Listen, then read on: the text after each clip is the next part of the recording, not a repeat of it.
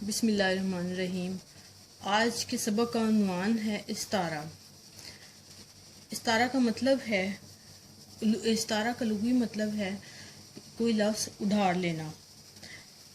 استعارہ کسی ایک چیز کو کسی مشترکہ خوبی یا نقص کی وجہ سے عین دوسری چیز قرار دینا استعارہ کہلاتا ہے۔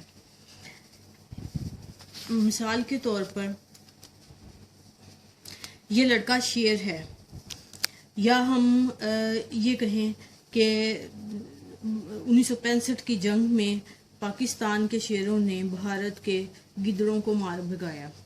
اب یہ دراصل پاکستان کے فوجیوں کی تعریف ہے، یعنی کہ شیر قرار دیا ہے، اور ہندوستان کے فوجیوں کو گدڑ قرار دیا ہے۔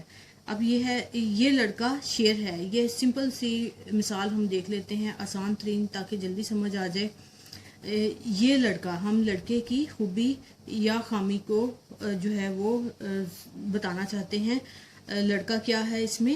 مستعارلہ۔ اور شیر کیا ہے؟ مستعارمنہ۔ اور اس میں اس کی خصوصیات، کس وجہ سے ہم نے لڑکے کو بالکل شیر قرار دے دیا، وہ ہمارے پاس ان دونوں میں مشترکہ خصوصیت ہے، جو کہ جس کی وجہ سے ہم نے لڑکے کو شیر قرار دیا، اور اس کو ہم کہیں گے وجہ جامعہ یا مشترکہ خصوصیت۔ لہٰذا اس استعارہ کے ہمارے پاس 3 اجزاء سامنے آتے ہیں: مستعارلہ، مستعارمنہ اور وجہ جامعہ۔ اب اس میں زیادہ دلچسپ چیز یہ ہے کہ اس کا آپ کو سمجھ آ رہی ہوگی کہ لغت کے اعتبار سے جب میں نے کہا کہ عارتاً یعنی کہ رعایتاً ادھار لے کر کوئی لفظ استعمال کر لینے کو استعارہ بولا گیا ہے، تو یہ لفظ کا اس سے کیا تعلق ہے؟ یعنی کہ شیر کا لفظ جو ہے لڑکے کے لیے ادھار لیا گیا ہے، اور یہ ایک طرح سے جھوٹ بولا گیا ہے کہ لڑکا شیر ہے، حالانکہ لڑکا شیر نہیں ہے۔ لڑکے کے لیے صرف رعایتاً یہ شیر کا لفظ لیا گیا ہے اس کی بہادری کو واضح کرنے کے لیے۔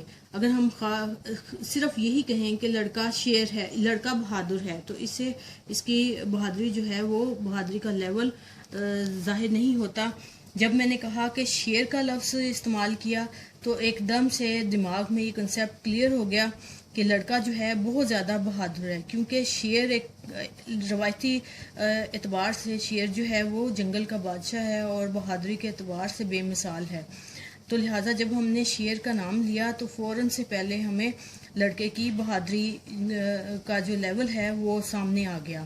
اور اسی طرح سے بہت سارے ایسے الفاظ ہوتے ہیں جو کہ وجہ جامعہ یا خصوصیت میں استعمال ہوتے ہیں، جیسے کہ اگر میں نے کسی آدمی کے بارے میں کہا کہ وہ انسان جو ہے وہ سانپ ہے، حالانکہ وہ سانپ نہیں ہے، لیکن کہنے کا مطلب یہ ہے کہ میں اس آدمی کی خطرناکی، زہریلا پن اور دوسروں کو نقصان پہنچانے والی عادت کو واضح کرنا چاہ رہی ہوں۔ تو یہ اس میں سارا کچھ سمجھنے کی چیز ہے، انتہائی آسان ترین ہے، تشبیہ سے بالکل قریب ترین ہے۔ تشبیہ میں ہم کوئی لفظ استعمال کر لیتے ہیں، لیکن ہم استعارہ میں عین وہ لفظ ہی اس پرسنالٹی کے لیے بولتے ہیں۔ یعنی کہ تیسری مثال ہم اس میں اور لیتے ہیں کہ یہ لڑکی چاند ہے۔ چاند، حالانکہ وہ لڑکی چاند نہیں ہے، لیکن چاند جو ہے وہ خوبصورتی کے اعتبار سے بے مثال ہے اور ایک روایتی لفظ ہے، اور چاند جو خوبصورتی کے معنوں میں بولا جاتا ہے، لہٰذا میں نے لڑکی کی خوبصورتی کو اجاگر کرنے کے لیے، اس کا کنسیپٹ کلیئر کرنے کے لیے میں نے لڑکی کو چاند قرار دے دیا، اور میرا یہ لفظ استعمال کرنے سے ایک دم سے سننے والے کے ذہن میں یہ کنسیپٹ کلیئر ہو گیا کہ لڑکی بے انتہا خوبصورت ہے۔ شکریہ۔